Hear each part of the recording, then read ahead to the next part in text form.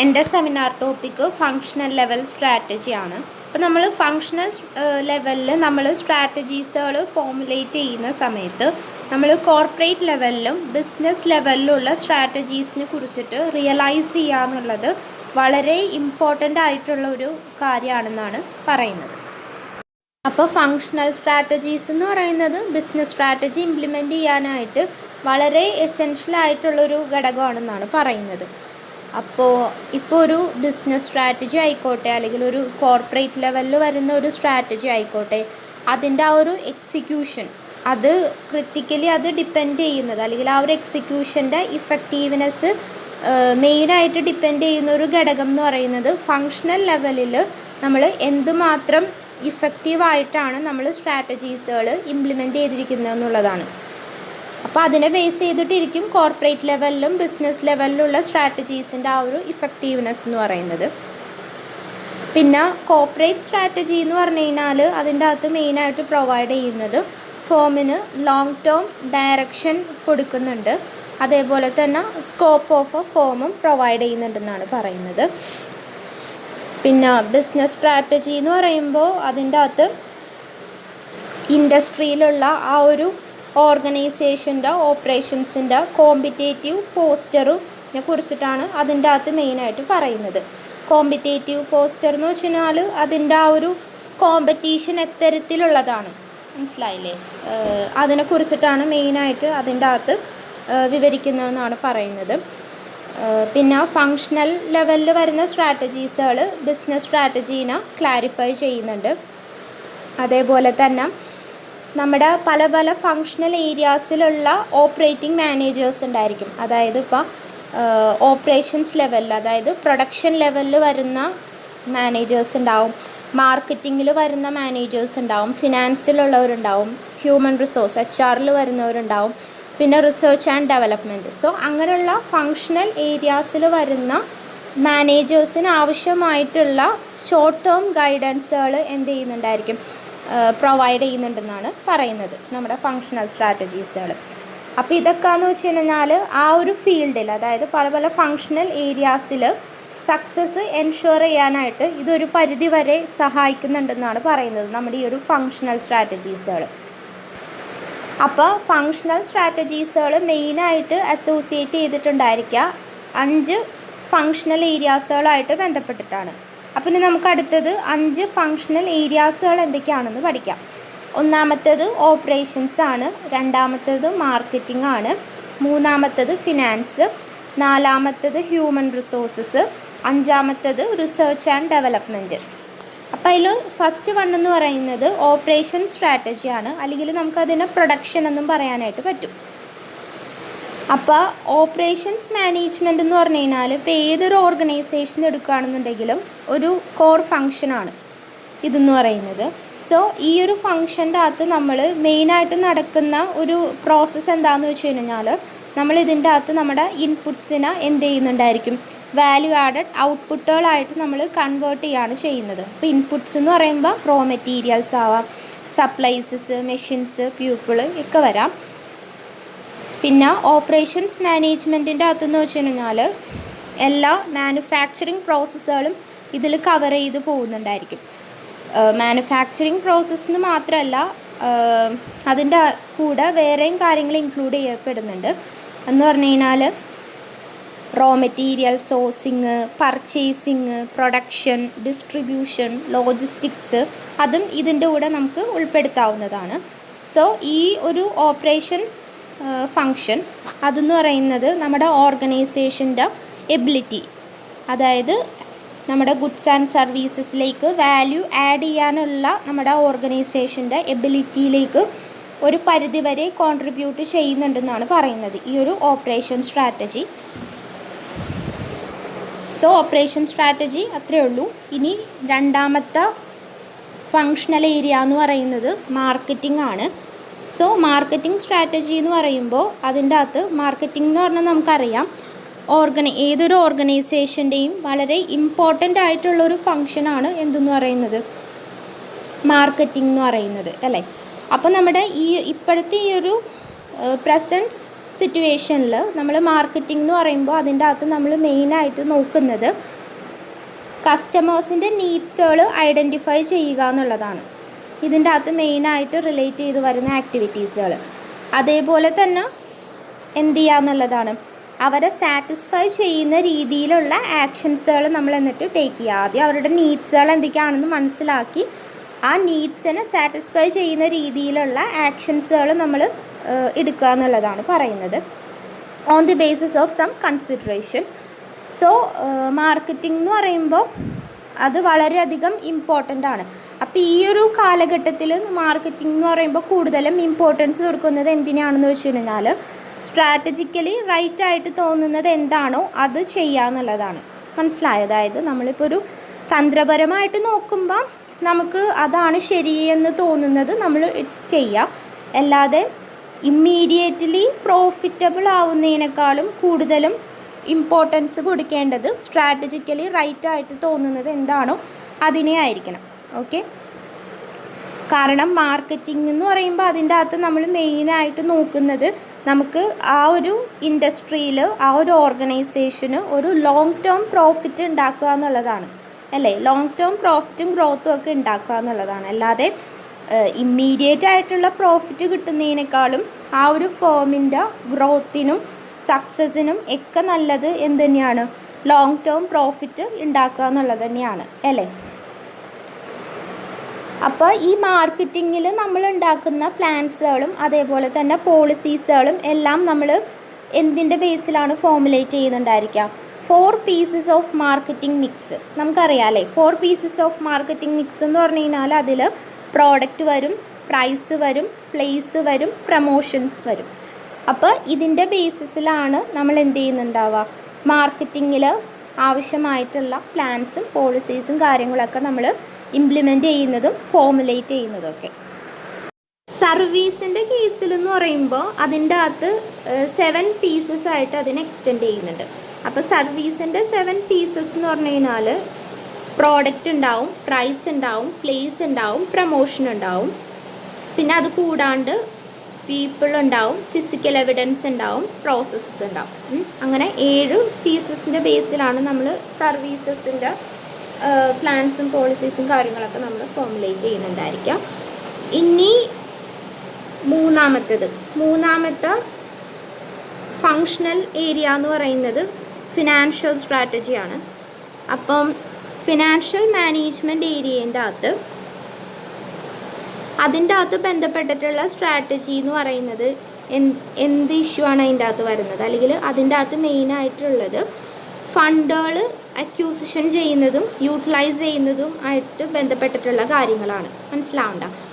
അപ്പോൾ ഇതിൻ്റെ അകത്ത് വരുന്ന മേജർ ഇഷ്യൂസ് എന്താണെന്ന് വെച്ച് കഴിഞ്ഞാൽ നമുക്ക് ഏതെല്ലാം സോഴ്സസുകളിൽ നിന്നാണ് നമുക്ക് ഫണ്ടുകൾ കിട്ടുന്നത്, അല്ലേ? അതേപോലെ തന്നെ അത് ഇക്വിറ്റി ആണോ അല്ലെന്നുണ്ടെങ്കിൽ ബോറോയിങ് ആണോ, അതേപോലെ തന്നെ ഷോർട്ട് ടേമിൽ എന്തുമാത്രം ബോറോയിങ് വരുന്നുണ്ട്, അതേപോലെ തന്നെ ലോങ് ടേമിൽ എന്തുമാത്രം ബോറോയിങ്സ് വരുന്നുണ്ട് എന്നുള്ളതൊക്കെയാണ് അതിൻ്റെ അകത്ത് മെയിനായിട്ട് കവർ ചെയ്യുന്ന മേജർ ഇഷ്യൂസ് എന്ന് പറയുന്നത്, അല്ലെങ്കിൽ അതിൻ്റെ അകത്ത് മെയിനായിട്ട് റിലേറ്റ് ചെയ്ത് വരുന്നത്. അപ്പം നമ്മൾ ഫണ്ട് യൂസ് ചെയ്യുന്നതുമായിട്ട് ബന്ധപ്പെട്ടിട്ട് നമ്മൾ പോളിസി ഡിസിഷൻസും കാര്യങ്ങളൊക്കെ എടുക്കുന്നുണ്ടായിരിക്കും. അപ്പോൾ അതിൽ മെയിനായിട്ട് വരുന്നതെന്ന് വെച്ച് കഴിഞ്ഞാൽ നമ്മുടെ ഫിക്സ്ഡ് അസറ്റ്സിൻ്റെ അകത്ത് അതേപോലെ തന്നെ നമ്മുടെ കറണ്ട് അസറ്റ്സിൻ്റെ അകത്ത് എന്തുമാത്രം എക്സ്റ്റെൻറ്റിൽ നമ്മുടെ ഫണ്ടുകൾ വിനിയോഗിക്കുന്നുണ്ട്.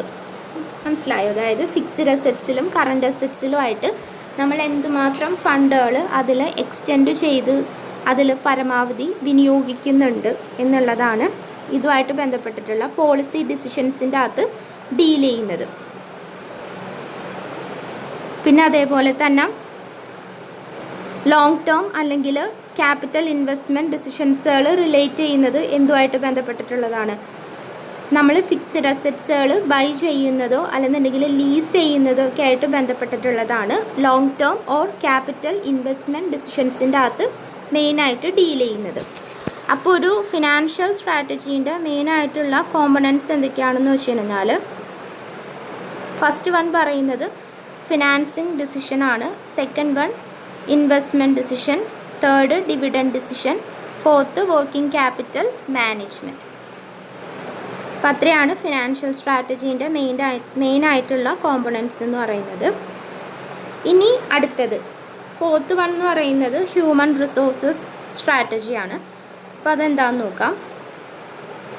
അപ്പോൾ ഹ്യൂമൻ റിസോഴ്സസ് എന്ന് പറയുന്നത് നമ്മുടെ ഏതൊരു ഓർഗനൈസേഷൻ്റെ സക്സസ്സിലും ഏറ്റവും ബിഗ്ഗസ്റ്റ് ആയിട്ടുള്ളൊരു അസറ്റാണ്, അല്ലെങ്കിൽ അത് ഓർഗനൈസേഷൻ്റെ സക്സസ്സിലേക്ക് കോൺട്രിബ്യൂട്ട് ചെയ്യുന്ന വളരെ ഇമ്പോർട്ടൻ്റ് ആയിട്ട് വരുന്ന ഒരു അസറ്റായിട്ടാണ് നമ്മൾ ഹ്യൂമൻ റിസോഴ്സിനെ കണക്കാക്കുന്നത്. അപ്പം ഒരു ഹ്യൂമൻ റിസോഴ്സ് മാനേജറിൻ്റെ സ്ട്രാറ്റജിക് റെസ്പോൺസിബിലിറ്റീസ് എന്ന് പറയുമ്പോൾ അതിൻ്റെ അകത്ത് മെയിനായിട്ട് വരുന്നതെന്ന് വെച്ച് കഴിഞ്ഞാൽ നമ്മുടെ സ്റ്റാഫിംഗ് നീഡ്സുകൾ എന്തൊക്കെയാണെന്നുള്ളത് ആദ്യം തന്നെ ഫസ്റ്റ് ഓഫ് ഓൾ ഐഡൻറ്റിഫൈ ചെയ്യണം.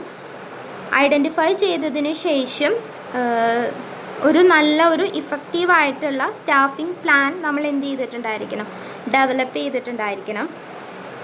കാരണം അപ്പം അങ്ങനെ നല്ലൊരു സ്റ്റാഫിംഗ് പ്ലാൻ നമ്മൾ ഡെവലപ്പ് ചെയ്ത് കഴിഞ്ഞ് കഴിഞ്ഞാൽ അത് മറ്റുള്ള സ്ട്രാറ്റജീസുകൾ ഫോമുലേറ്റ് ചെയ്യാനും കൂടി അതൊരുപാട് ഹെൽപ്പ് ചെയ്യുന്നുണ്ട്. അപ്പം ഈ ഒരു പ്ലാനിൻ്റെ അകത്ത് നമ്മൾ എന്ത് കൺസിഡർ ചെയ്തിട്ടുണ്ടായിരിക്കണം, അതായത് നമ്മുടെ എംപ്ലോയി കോസ്റ്റസുകൾ എങ്ങനെയാണ് നമുക്ക് നല്ല രീതിയിൽ മാനേജ് ചെയ്യാനായിട്ട് പറ്റുന്നത്, അതേപോലെ നമ്മുടെ എംപ്ലോയീസിനെയും മാനേജേഴ്സിനെയും ഒക്കെ എങ്ങനെയാണ് നമുക്ക് മോട്ടിവേറ്റ് ചെയ്യാനായിട്ട് സാധിക്കുന്നത് എന്നുള്ളതും ഈ ഒരു പ്ലാനിൽ ഇൻക്ലൂഡ് ചെയ്തിട്ടുണ്ടായിരിക്കണം എന്നാണ് പറയുന്നത്. അപ്പോൾ ഹ്യൂമൻ റിസോഴ്സ് ഡിപ്പാർട്ട്മെൻറ്റുകൾ എന്തുകൂടി ഡെവലപ്പ് ചെയ്തിട്ടുണ്ടായിരിക്കണം, പെർഫോമൻസ് ഇൻസെൻറ്റീവ്സുകൾ. അതെന്തിനു വേണ്ടിയിട്ടാണെന്ന് വെച്ച് കഴിഞ്ഞാൽ ആ ഒരു പെർഫോമൻസ് ഇൻസെൻറ്റീവ്സുകൾ എങ്ങനെ ലിങ്ക് ചെയ്യപ്പെട്ടിട്ടുണ്ടായിരിക്കും, പെർഫോമൻസ് വിത്ത് പേ.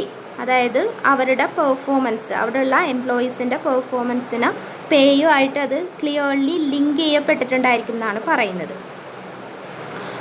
അപ്പം അവിടെയുള്ള മാനേജേഴ്സിനെ ആണെന്നുണ്ടെങ്കിലും എംപ്ലോയീസിനെ ആണെന്നുണ്ടെങ്കിലും അവരെ കൂടുതൽ എംപവർ ചെയ്യുന്ന ഒരു പ്രോസസ്സാണെന്നാണ് പറയുന്നത്. അപ്പോൾ എംപവർ ചെയ്യുന്ന സമയത്ത് ഓർഗനൈസേഷനിലും അത് ഒരുപാട് ഗുണം ഉണ്ടാക്കുന്നുണ്ട്. കാരണം എന്താണെന്ന് വെച്ച് കഴിഞ്ഞാൽ അവരുടെ ആക്റ്റീവായിട്ടുള്ള ഇൻവോൾവ്മെൻറ്റ് അവിടെ കിട്ടും. മനസ്സിലാവണ്ട, എംപ്ലോയീസിൻ്റെ ആയിക്കോട്ടെ മാനേജേഴ്സിൻ്റെ ആയിക്കോട്ടെ ആക്റ്റീവായിട്ടുള്ള ഇൻവോൾവ്മെൻറ്റ് നമ്മുടെ ഓർഗനൈസേഷൻ ഉണ്ടാകും. അപ്പോൾ അത് ഓർഗനൈസേഷനെ സംബന്ധിച്ചിടത്തോളം എന്താണ്, അവരുടെ സക്സസ്സിന് ഏറ്റവും കൂടുതൽ ഇൻഫ്ലുവൻസ് ചെയ്യുന്നൊരു ഘടകമായിരിക്കും ആക്റ്റീവ് പാർട്ടിസിപ്പേഷൻ എന്ന് പറയുന്നത്. അപ്പോൾ ഒരു വെൽ ഡിസൈൻഡ് ആയിട്ടുള്ളൊരു സ്ട്രാറ്റജിക് മാനേജ്മെൻറ്റ് സിസ്റ്റം ആണെങ്കിൽ പോലും ചില കേസിൽ അത് ഫെയിലിയറായി പോവാം. ഇങ്ങനെയുള്ള സിറ്റുവേഷൻ വരുമ്പോഴാണ്, അതായത് ഹ്യൂമൻ റിസോഴ്സസ് ഡയമെൻഷന് ഇപ്പോൾ അവർ കാര്യമായിട്ടുള്ള ഒരു അറ്റൻഷൻ കൊടുക്കുന്നില്ല എന്നുണ്ടെങ്കിൽ, മനസ്സിലാവുണ്ടോ, കാര്യമായിട്ടുള്ള രീതിയിൽ ഒരു ശ്രദ്ധ അതിലേക്ക് കൊടുത്തിട്ടില്ല എന്നുണ്ടെങ്കിൽ ചിലപ്പോൾ ഒരു നല്ല വെൽ ഡിസൈൻഡ് ആയിട്ടുള്ള ഒരു സ്ട്രാറ്റജിക് മാനേജ്മെൻറ്റ് സിസ്റ്റം പോലും ഫെയിലിയറായി പോവാം എന്നാണ് പറയുന്നത്. സോ അത്രയും ഇമ്പോർട്ടൻസ് നമ്മൾ ഹ്യൂമൻ റിസോഴ്സസിന് കൊടുക്കണം. അപ്പോൾ ലാർജ് നമ്പർ ഓഫ് ഓർഗനൈസേഷൻ്റെ അകത്ത് നമ്മുടെ ഹ്യൂമൻ റിസോഴ്സസിനെ എങ്ങനെയാണ് കണക്കാക്കുന്നത്, കോമ്പറ്റേറ്റീവ് അഡ്വാൻറ്റേജിൻ്റെ ഒരു സോഴ്സായിട്ടാണ്, ഒരു മേജർ സോഴ്സായിട്ടാണ് കണക്കാക്കുന്നത്. മനസ്സിലാവുന്നുണ്ട്. അപ്പം പിന്നെ ഇതിൻ്റെ അകത്ത് മെയിനായിട്ടുള്ളൊരു കാര്യം എടുത്തു പറയുന്നത് എന്താണെന്ന് വെച്ച് കഴിഞ്ഞാൽ പല ഡിഫറെൻ്റ് ആയിട്ടുള്ള കോമ്പീറ്റൻസീസുകൾ നമുക്ക് ഒബ്റ്റെയിൻ ചെയ്യാൻ പറ്റുന്നത് എന്തിലൂടെയാണ്, ഹൈലി ഡെവലപ്ഡ് ആയിട്ടുള്ള എംപ്ലോയി സ്കിൽസിലൂടെയാണ്. കണ്ട, അപ്പം അത്രയും വ്യത്യസ്തമായിട്ടുള്ള കഴിവുകളുള്ള ആളുകളുണ്ടെങ്കിൽ മാത്രമാണ് നമുക്ക് എന്ത് ചെയ്യാനായിട്ട് പറ്റത്തുള്ളൂ, ഓർഗനൈസേഷൻ അത്രയും ആ ഒരു ഇൻഡസ്ട്രീൻ്റെ അകത്ത് അവർക്ക് നിലനിന്ന് പോകണം എന്നുണ്ടെങ്കിൽ അത്രയും ഹൈലി ഡെവലപ്ഡ് ആയിട്ടുള്ള എംപ്ലോയി സ്കിൽസ് ഉള്ള ആളുകൾ ഉണ്ടായിട്ടുണ്ടാവണം. മനസ്സിലാവുണ്ടോ? അപ്പോൾ അതുകൊണ്ടാണ് ഹ്യൂമൻ റിസോഴ്സസിന് അത്രയും ഇമ്പോർട്ടൻസ് ഉണ്ടെന്ന് പറയുന്നത്. ഓർഗനൈസേഷൻസ് എപ്പോഴും എന്തായിരിക്കണം, ഹ്യൂമൻ റിസോഴ്സ് പ്ലാനിങ്ങിലായിക്കോട്ടെ, എംപ്ലോയ്മെൻറ്റിലായിക്കോട്ടെ, ട്രെയിനിങ്ങിലായിക്കോട്ടെ, അപ്രൈസലായിക്കോട്ടെ, അല്ലെങ്കിൽ റിവാർഡിങ് സിസ്റ്റത്തിലെല്ലാം എങ്ങനെയായിരിക്കണം, വളരെ ഇഫക്റ്റീവായിരിക്കണം എന്നാണ് പറയുന്നത്. അതേപോലെ തന്നെ ഇപ്പോൾ ഒരു ഓർഗനൈസേഷൻ്റെ റിക്രൂട്ട്മെൻ്റ് ആണെങ്കിലും സെലക്ഷൻ ആണെങ്കിലും ട്രെയിനിങ് ആണെങ്കിലും പെർഫോമൻസ് അപ്രൈസലാണെന്നുണ്ടെങ്കിലും അതേപോലെ കോമ്പൻസേഷൻ പ്രാക്ടീസസുകളാണെങ്കിലും എങ്ങനെയായിരിക്കണം എന്നുള്ളതാണ്. അതായത് എംപ്ലോയി കോമ്പീറ്റൻസീനെ സ്ട്രോങ് ആയിട്ട് ഇൻഫ്ലുവൻസ് ചെയ്യുന്ന തരത്തിലുള്ളതായിരിക്കണം എന്നാണ് പറയുന്നത്. അപ്പോൾ അവരെ എംപ്ലോയി കോമ്പീറ്റൻസീസിനെ ഇൻഫ്ലുവൻസ് ചെയ്യുന്നതിന് വേണ്ടിയിട്ട് വളരെ ഇമ്പോർട്ടൻ്റ് ആയിട്ടുള്ള ഘടകങ്ങളാണ് അവരെ റിക്രൂട്ട്മെൻറ്റ് നടത്തുന്നതും സെലക്ഷൻ ചെയ്യുന്നതും ട്രെയിനിങ്ങുകൾ കൊടുക്കുന്നതും പെർഫോമൻസ് അപ്രൈസൽ ചെയ്യുന്നതും കോമ്പൻസേഷൻ പ്രാക്ടീസുകൾ ചെയ്യുന്നതും എല്ലാം. അപ്പോൾ അതൊക്കെ ചെയ്യുമ്പോൾ അത്രയും ഇമ്പോർട്ടൻസ് കൊടുത്തിട്ട് തന്നെ വേണം എന്ത് ചെയ്യാനായിട്ട് ഓർഗനൈസേഷൻസുകൾ ഈ പറഞ്ഞ കാര്യങ്ങളൊക്കെ ചെയ്യാനായിട്ട്. അപ്പോൾ ഇനി ലാസ്റ്റ് വൺ എന്ന് പറയുന്നത് റിസർച്ച് ആൻഡ് ഡെവലപ്മെൻറ്റ് സ്ട്രാറ്റജിയാണ്. റിസർച്ച് ആൻഡ് ഡെവലപ്മെൻറ്റ് എന്ന് പറയുന്നത് നമ്മുടെ ഓവറോൾ കമ്പനിയുടെ സ്ട്രാറ്റജി ഇംപ്ലിമെൻറ്റേഷനിൽ വളരെ ഇൻ്റഗ്രൽ പാർട്ടാണ് അതിനുള്ളത്. ഏറ്റവും അവിഭാജ്യ ഘടകമായിട്ടുള്ളൊരു ഫാക്ടറാണ് റിസർച്ച് ആൻഡ് ഡെവലപ്മെൻറ്റ് സ്ട്രാറ്റജി എന്ന് പറയുന്നത്. അപ്പോൾ research and development employees and managers എത്തരത്തിലുള്ള ടാസ്കുകളാണ് അവർ പെർഫോം ചെയ്യുന്നുണ്ടായിരിക്കുക. അതായത് ട്രാൻസ്ഫറിങ് കോംപ്ലക്സ് ടെക്നോളജി, അതേപോലെ adjusting process to local raw മെറ്റീരിയൽസുകളായിട്ടൊക്കെ അഡ്ജസ്റ്റ് ചെയ്യുന്ന പ്രക്രിയകൾ, അതേപോലെ adapting process to local markets, local മാർക്കറ്റുകളിൽ ക്രമീകരിക്കുന്നതായിട്ട് ബന്ധപ്പെട്ടിട്ടുള്ള പ്രക്രിയകൾ, അതേപോലെ ചില പെർട്ടിക്കുലർ ടേസ്റ്റുകളും അതേപോലെ തന്നെ സ്പെസിഫിക്കേഷൻസുകളും ഒക്കെ ഓൾട്ടർ ചെയ്യുന്ന പ്രോസസ്സുകൾ. അപ്പം അത്തരത്തിലുള്ള ടാസ്കുകളാണ് മെയിനായിട്ട് ഇതിൻ്റെ അകത്ത് എംപ്ലോയീസും മാനേജേഴ്സും ഒക്കെ പെർഫോം ചെയ്യുന്നുണ്ടായിരിക്കാം. അപ്പോൾ പ്രോഡക്റ്റ് ഡെവലപ്മെൻറ്റ്, അതേപോലെ മാർക്കറ്റ് പെനിട്രേഷൻ എന്ന് വെച്ചാൽ നുഴഞ്ഞുകയറ്റം, അതേപോലെ കോൺസെൻട്രിക് ഡൈവേഴ്സിഫിക്കേഷൻ, അതിൻ്റെ അകത്തൊക്കെ അങ്ങനെയുള്ള അതുമായിട്ടൊക്കെ ബന്ധപ്പെട്ടിട്ടുള്ള സ്ട്രാറ്റജീസുകളൊക്കെ ഉണ്ടായിരിക്കുമല്ലോ. അപ്പോൾ അതുമായിട്ട് ബന്ധപ്പെട്ടിട്ടുള്ള സ്ട്രാറ്റജീസിൻ്റെ അകത്ത് മെയിനായിട്ട് വരുന്നത് എന്താണെന്ന് അറിയാമോ? അതായത് പുതിയ പുതിയ പ്രോഡക്റ്റുകൾ സക്സസ്ഫുള്ളായിട്ടുള്ള രീതിയിൽ നമുക്ക് എങ്ങനെ ഇംപ്ലിമെൻറ്റ് ചെയ്യാനായിട്ട് പറ്റും, അതേപോലെ സക്സസ്ഫുള്ളായിട്ട് നമുക്കതെങ്ങനെ ഡെവലപ്പ് ചെയ്യാൻ പറ്റും, അതേപോലെ നമുക്ക് ഓൾഡ് പ്രോഡക്റ്റുകൾ നമുക്ക് എങ്ങനെ ഇമ്പ്രൂവ് ചെയ്യാൻ പറ്റും, അല്ലെങ്കിൽ നമുക്ക് അതിൻ്റെ അകത്ത് എന്തൊക്കെ മോഡിഫിക്കേഷൻസുകൾ നമുക്ക് വരുത്താനായിട്ട് പറ്റും. സോ അതൊക്കെയാണ് ഈ പറഞ്ഞ പ്രോഡക്റ്റ് ഡെവലപ്മെൻറ്റ്, മാർക്കറ്റ് പെനിട്രേഷൻ, അതേപോലെ കോൺസെൻട്രിക് ഡൈവേഴ്സിഫിക്കേഷൻ, അങ്ങനെയുള്ള സ്ട്രാറ്റജീസിൻ്റെ അകത്ത് മെയിനായിട്ട് ഡീൽ ചെയ്യുന്നത് ഈ ഒരു മെയിൻ പ്രോബ്ലമാണ്, അല്ലെങ്കിൽ ഈ ഒരു ഇഷ്യൂ ആണ്. പക്ഷേങ്കിൽ ഇവിടെ മാനേജ്മെൻറ്റ് സപ്പോർട്ട് എന്ന് പറയുന്നത് കുറച്ച് കുറവായിരിക്കും. കാരണം എന്താണെന്ന് വെച്ച് കഴിഞ്ഞാൽ റിസോഴ്സ് അവൈലബിലിറ്റീൻ്റെ അകത്ത് വരുന്ന ഒരു പരിമിതിയുണ്ട് ഇവിടെ. അപ്പോൾ അതുകൊണ്ട് തന്നെ മാനേജ്മെൻറ്റ് സപ്പോർട്ടിൻ്റെ ഇത് ചിലപ്പോൾ ഇവിടെ കുറയാൻ സാധ്യതയുണ്ടെന്നാണ് പറയുന്നത്. പിന്നെ ഇതിൽ അടുത്തതായിട്ട് പറയുന്നതെന്ന് വെച്ചാൽ നമ്മുടെ റിസർച്ച് ആൻഡ് ഡെവലപ്മെൻറ്റ് ഡിപ്പാർട്ട്മെൻറ്റ്സുകളും അതേപോലുള്ള മറ്റുള്ള ഫങ്ഷണൽ ഡിപ്പാർട്ട്മെൻറ്റ്സുകളും തമ്മിൽ ഒരു ഇഫക്റ്റീവായിട്ടുള്ള ഇൻറ്ററാക്ഷൻസുകൾ ഉണ്ടായിരിക്കണം എന്നാണ് പറയുന്നത്. അതായത് അതെന്തിനു വേണ്ടിയിട്ടാണ്? പലതരത്തിലുള്ള ബിസിനസ് സ്ട്രാറ്റജീസുകൾ ഇംപ്ലിമെൻറ്റ് ചെയ്യാൻ വേണ്ടിയിട്ടാണ്. മനസ്സിലാവുന്നുണ്ട്? അപ്പോൾ എല്ലാ ഡിപ്പാർട്ട്മെൻറ്റുകളുമായിട്ടും നല്ല തരത്തിലുള്ള ഒരു ഇൻറ്ററാക്ഷൻ ഇവർ മെയിൻറ്റെയിൻ ചെയ്ത് കൊണ്ടുപോയിക്കൊള്ളണം എന്നാണ് പറയുന്നത്. അപ്പോൾ ഇപ്പോൾ മാർക്കറ്റിംഗ് ഡിപ്പാർട്ട്മെൻറ്റ്, അല്ലെങ്കിൽ ഫിനാൻസ്, അല്ലെങ്കിൽ അക്കൗണ്ടിങ്, റിസർച്ച് ആൻഡ് ഡെവലപ്മെൻറ്റ്, അല്ലെങ്കിൽ ഇൻഫർമേഷൻ സിസ്റ്റംസ് ഡിപ്പാർട്ട്മെൻറ്റ്സ്, അപ്പോൾ ഇവരൊക്കെ തമ്മിലുള്ള കോൺഫ്ലിക്റ്റുകൾ നമുക്ക് എന്ത് ചെയ്യാനായിട്ട് സാധിക്കും? മിനിമൈസ് ചെയ്യാനായിട്ട് പറ്റും എന്നാണ് പറയുന്നത്. എന്തിലൂടെ? ക്ലിയർ ആയിട്ടുള്ള പോളിസീസും ഒബ്ജക്റ്റീവ്സുകളും ഒക്കെ നമ്മൾ സെറ്റ് ചെയ്യുകയാണെന്നുണ്ടെങ്കിൽ പല പല ഡിപ്പാർട്ട്മെൻറ്റ്സുകൾ തമ്മിലുള്ള കോൺഫ്ലിക്റ്റുകളെയൊക്കെ നമുക്ക് എന്ത് ചെയ്യാനായിട്ട് സാധിക്കും? മിനിമൈസ് ചെയ്യാനായിട്ട് സാധിക്കും എന്നാണ് പറയുന്നത്. അപ്പോൾ നമ്മൾ ഈ ഒരു ഏരിയയിൽ നമ്മൾ കവർ ചെയ്തതെന്ന് വെച്ച് കഴിഞ്ഞാൽ പല പല ഫങ്ഷണൽ ഏരിയാസിൻ്റെ അകത്ത് വരുന്ന സ്ട്രാറ്റജീസുകളെ കുറിച്ചിട്ടാണ് നമ്മൾ ഇതിൻ്റെ അകത്ത് പറഞ്ഞത്. സോ ഇത്രയേ ഉള്ളൂ. Thank you.